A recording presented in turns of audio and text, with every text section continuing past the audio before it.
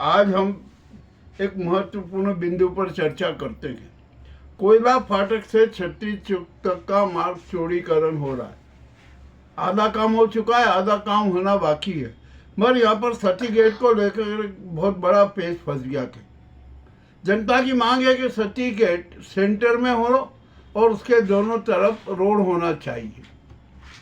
परंतु यहाँ पर हुआ एक बड़ा विचित्र खेल।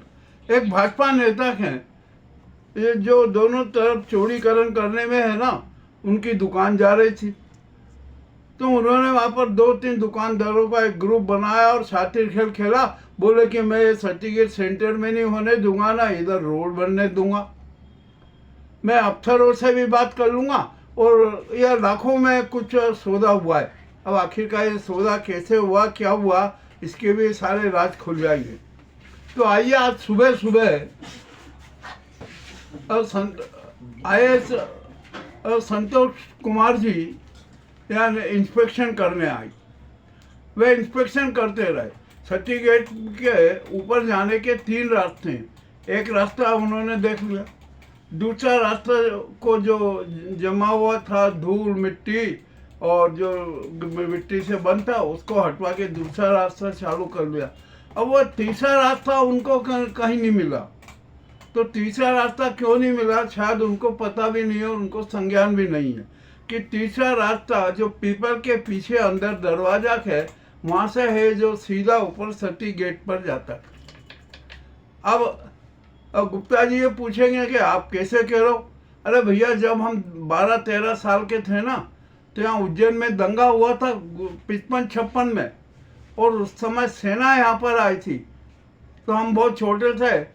तो सैनिक लोग तीसरे दरवाजे से ऊपर तक गए थे और वहाँ से पेट्रोलिंग की थी, और हम भी उनके साथ गए थे। वे हमें साथ मिल गए, चलो चलो ऊपर चलो, वहाँ ये देखते हैं।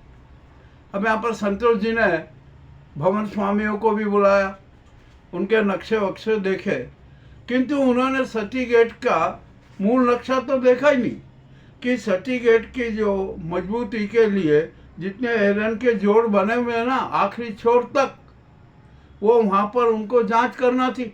वो उन्होंने जांच नहीं की क्योंकि वो निर्माण में सब ढक दिए गए थे। ये भी सच बात है, कोई छिपी हुई नहीं है किसी से, उनको देखना थी। अब उन्होंने जो मकानों की रजिस्ट्रियाँ भी देखी। मैं फिर उनको कहता हूँ कि रजिस्ट्री है ना, क्रय विक्रय का प्रमाण पत्र है।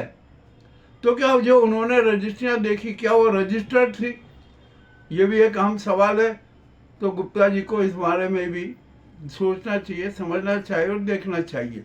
अब तीसरा यहाँ पर बात आती है कि सती गेट के दोनों तरफ अतिक्रमण है, पूरा अतिक्रमण है। जहाँ तक उसके एरन की जुलाई की आखिरी स्टेज है ना, वहाँ तक वो सती गेट का भाग है। तो वहाँ पर जितना भी अतिक्रमण किया हुआ है उस अतिक्रमण को तत्काल हटाना चाहिए। मगर ऐसा नहीं हो रहा है। शायद हो सकता है कि गुप्ता जी को भी भ्रमित कर दिया हो, क्योंकि गुप्ता जी ने जो आदमी सती गेट को सेंटर में लाने और रोड बनाने के विरोध में उसकी दुकान में बैठकर इस सबसे बातचीत की। ये भी अपने आप में तो बड़ी विचित्र बात है। खैर, जो भी हुआ हो, ये तो सारा होता ही रहेगा। हमने भी देख लिया और हम सब स्थिति स्पष्ट कर रहे हैं। तो यहाँ पे जो जनता चाहती है कि सती गेट सेंटर में हो और उसके दोनों तरफ रोड बने, वो रोड है ना बनेगा तो शायद पीपल की बलि चढ़ जाएगी। तो पीपल के पीछे तीसरा दरवाजा है ना, उस लेवल से वहाँ पर रोड बनने का काम किया जाए। अब यहाँ पर जो गटर निर्माण हो रहा है, तो जब तक ये सती गेट का मामला नहीं निपटता है तब तक गटर का काम भी नहीं हो सकता। अब ये और भी विचित्र फेस फंस गई है।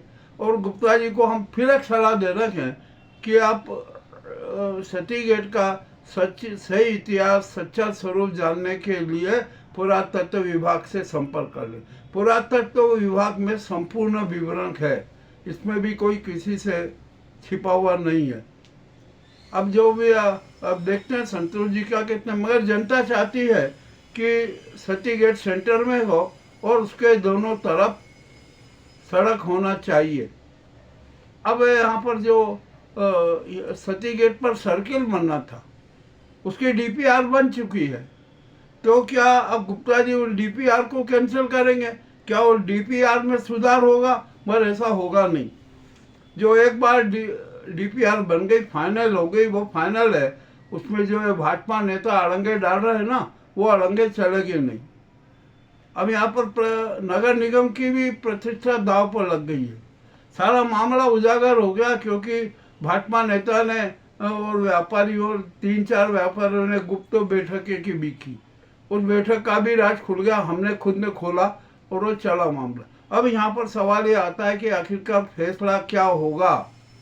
जनता के पक्ष में होगा या भाजपा नेता के दबाव में आकर नगर निगम अपनी डीपीआर बदलेगी? ये भी एक बड़ा सवाल है। परंतु जनता के निर्णय की बात और जनता की भावनाओं को महत्व देना होगा। एक भाजपा नेता और उसकी जो 3-4 गैंग है, उसके जो साथी षड्यंत्र है, उनको नाकाम करना होगा। यह जनता स्पष्ट रूप से कह रही है।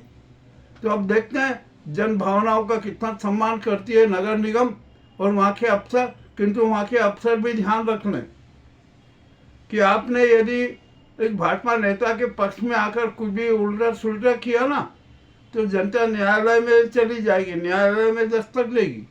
मामला बड़ा गंभीर है। तो जो संतोष गुप्ता जी से तो हमारा यही कहना है कि आप सत्य जान लीजिए और सत्य के पक्ष इधर रहिए। किसी भी न पक्ष की बात कीजिए न कुछ कीजिए। और अब तो भाजपा नेता के खिलाफ जनता खुलेआम बोल रही है कि इस नेता की वजह से हो रहा। तो ऐसे नेता भी किस काम के जो उज्जैन के विकास में बाधक बने।